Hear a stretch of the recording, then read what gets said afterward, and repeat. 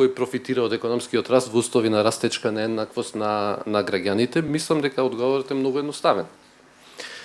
Значи профитираат побогатите слоеви, нема дилема дека тоа е така. Штом расте нееднаквост, значи растот повеќе го абсорбираат, да кажеме, повисоките слоеви на скалата на доходот. И сега пак ќе речам, за жал имав за тоа една слика каде што низ текот на годините во Македонија може да забележиме дека растот се зголемува, односно БДП се зголемува, значи имаме раст во просек, меѓутоа истовремено не успеваме да ја намалиме сиромаштијата.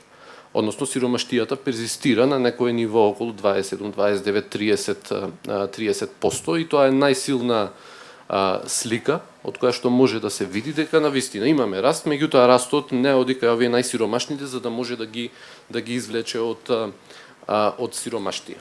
Инаку само накратко, ако го погледнеме Джини коефициентот кој што ја мери нееднаквоста во Македонија, тогаш ќе забележиме дека низ годините постојано расте. Од 90-та година наваму тој е во постојан пораст.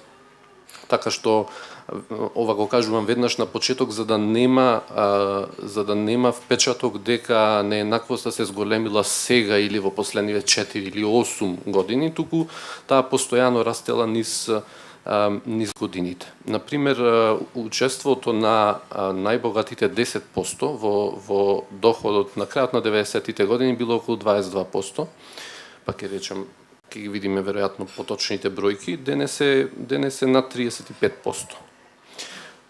Нема точна бројка колку што знам јас, може да има некои апроксимации за почетокот на 90-тите, меѓутоа се проценува околу под 20%, кога сме излегле од планскиот систем кој што бил многу поеднаков за разлика од сегашниот капиталистички систем. Сега на сметка на тоа, најсиромашните 10% на крајот на 90-тите учествувале во доходот со над 3%, денес учествуваат со под 2%. Значи сме имале една растечка дивергенција помеѓу најбогатите 10 и најсиромашните 10, што нели е друг начин да се мери нееднаквоста во доходот. Сега ако се прашувам што е причината за тие растечки нееднаквости во текот на претходниве 20-25 години, тогаш би рекол дека прво е несвесноста на носителите на политиките.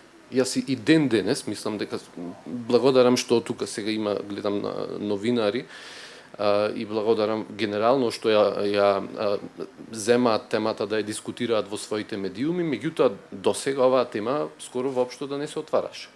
Ниту од медиуми, ниту од полисимејкери. Може да аргументираме дека носителите на политиките не сакаат да дискутираат на темата, не знам дали е така, можеби не сакаат, можеби сакаат. Меѓутоа генерално мислам дека основна причина е што постои несвесност за значењето на темата. И се верувам дека оваа дебата е еден почеток на тоа да покажеме дека навистина темата е важна, па сите чинители во процесот да почнат да дискутираат на таа тема.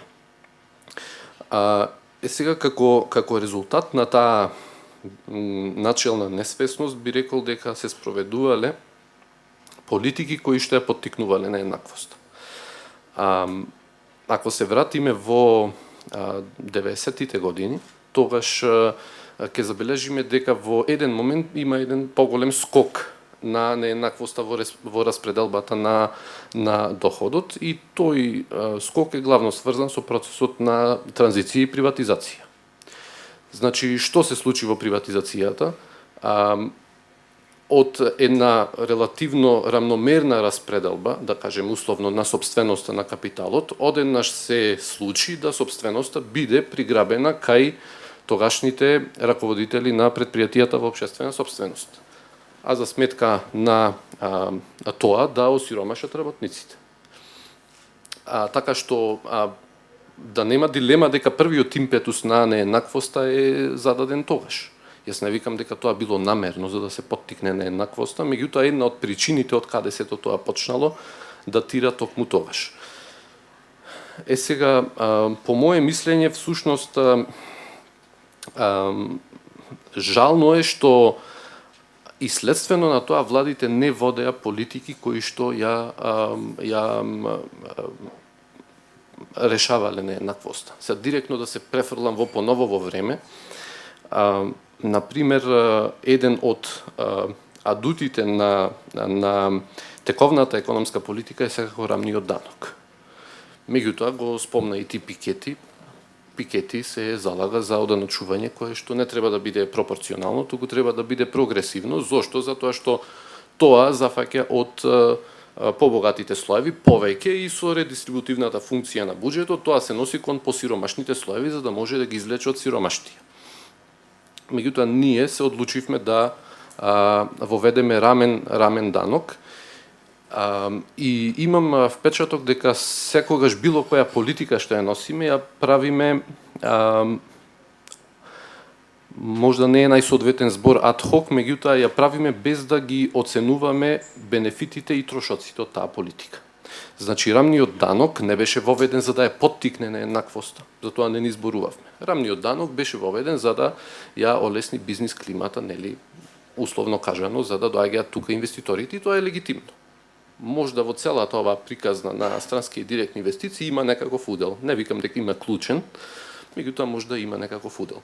Но ние никогаш не сме зборувале дали потенцијалниот бенефит од тоа го надминува, условно кажано, трошокот, што рамниот данок го предизвикува за да ја потпали нееднаквоста во општеството.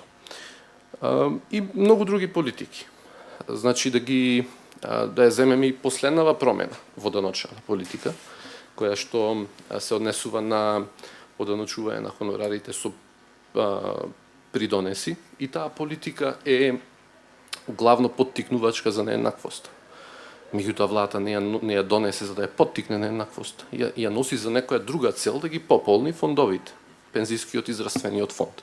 Ама повторно ние не дискутираме дали потенцијалната корисност од тоа е поголема од, условно кажано, штетата што тоа ќе ја донесе за зголемување на нееднаквост, односно што голем дел од тие луѓе што земаат хонорари ќе ги втурне во сиромаштија. Тоа не го дискутираме, гледате, нема таква дебата во општеството. Но сега прашањето е дали нееднаквоста е македонски феномен. Не е македонски феномен, сушност така и произлезе оваа книга Капиталот на 21. век. Всушност е светски феномен. Во САД, например, најбогатите, сега мислам 10% се 16 пати побогати, поголем доход имаат од најсиромашните 10%.